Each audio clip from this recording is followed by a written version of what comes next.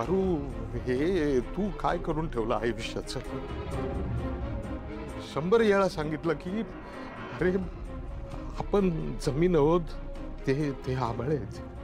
आपण साधा काचवा आहोत, ते सूर्य आहेत. त्यांची आपली बरोबरी नाही होऊ शकत, त्यांच्याबरोबर तुलना नाही होऊ शकत. नाही म्हणजे आपली अवकातही नाही तेवढी. आणि काय आहे, आपण काय करतो, आपली अवकात काय, याची जाणीव ठेवायला पाहिजे का नको? जाणीव ठेव. मालक म्हणजे देव आहेत आपल्यासाठी. आपण त्यांच्या बरोबरीनं बसायची स्वप्न सुद्धा नाही बघू शकत. तेवढी आपली लायकी नाही. पर तू चुकलीस पुरी, तू चुकलीस. म्हणजे तू स्वप्न बघितलीस ती पण आपल्या अवकातीच्या बाहेर. बरं, नुसती स्वप्न बघितली नाहीस तर ती तुला जगायची. ती स्वप्न तुला जगायची.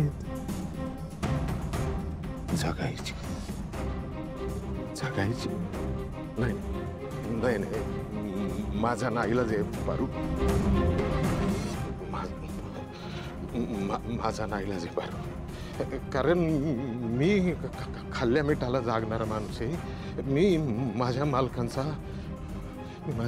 विश्वासघात नाही करू शकत. नाही विश्वासघात करू शकत. मालक कसं करू मी विश्वासघात का?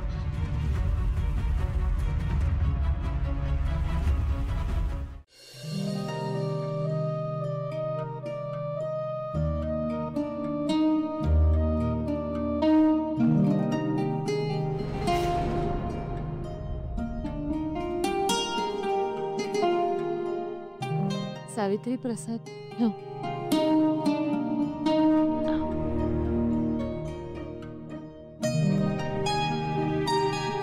मला कधी काय हवं असतं हे तुला न सांगता सुद्धा कळतं ना पारू.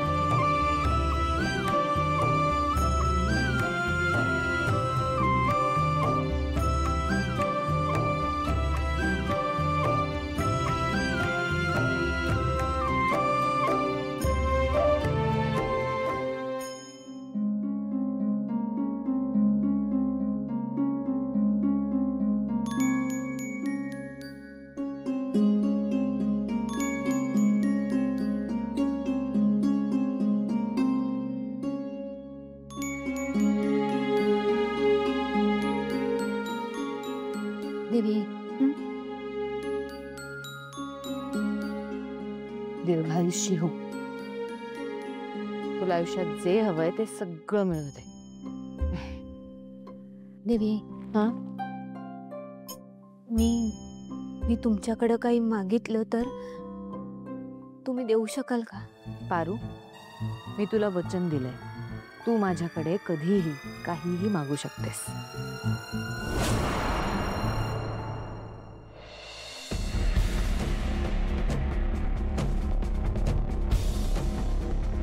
या बदल्यात मी अख्खं किर्लोस्कर साम्राज्य जरी तुझ्या नावावर केलं ना तरी ते कमीच पडेल.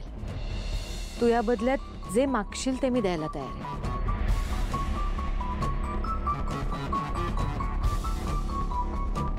मग आज ती वेळ आली असं समजा. तू माझ्याकडे पहिल्यांदाच काहीतरी मागतेस. बोल, काय हवं?